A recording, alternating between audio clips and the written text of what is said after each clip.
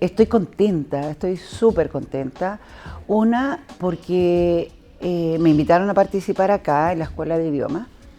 Y por otro lado, es que esto fue un sueño de la dirigencia hace muchos años. Y ahora lo veo en concreto, plasmado, han cumplido 10 años, se han hecho bien las cosas, se han hecho con todas las miradas, desde la institución pública, desde la universidad y principalmente tomando en cuenta las organizaciones. Y eso, ese emparejamiento de cancha, me tiene contenta, muy contenta. Estamos muy contentos de poder estar participando nuevamente en la inauguración de la Escuela de Idioma Indígena, esta vez en su 10ª versión, acá en la Universidad Católica Silva Enríquez, que este programa se articula también desde el Servicio del Patrimonio Cultural a través de la Subdirección de Pueblos Originarios y la Dirección Regional Metropolitana del Servicio del Patrimonio. Bueno, hace 2 años que estoy aquí y estoy muy agradecida de este encuentro que se está haciendo en la revitalización de la lengua y la cultura.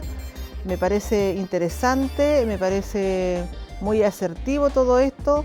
Dije en un encuentro una vez que no era un favor que nos estaba haciendo el Estado, sino que es una restitución de lo que se nos ha robado a los pueblos originarios, y por eso me parece que continúe con este trabajo desde la Universidad Silva Enríquez. Como Universidad Católica Silva Enríquez estamos muy contentos de acompañar el proceso de la 10ª versión de la Escuela de Idiomas Indígenas, que da cuenta también de la responsabilidad, del compromiso de la universidad para promover la cultura, la lengua, la cosmovisión de los diversos pueblos indígenas que están en territorio chileno. Esto es parte también del legado del cardenal Silva Enríquez, entendiendo lo que él decía sobre quiere que en la patria todas las personas vivan con dignidad, y para nosotros dignidad tiene que ver con reconocimiento, con diversidad, con riqueza y con que cada cual pueda sentirse parte de un todo, de un bien común.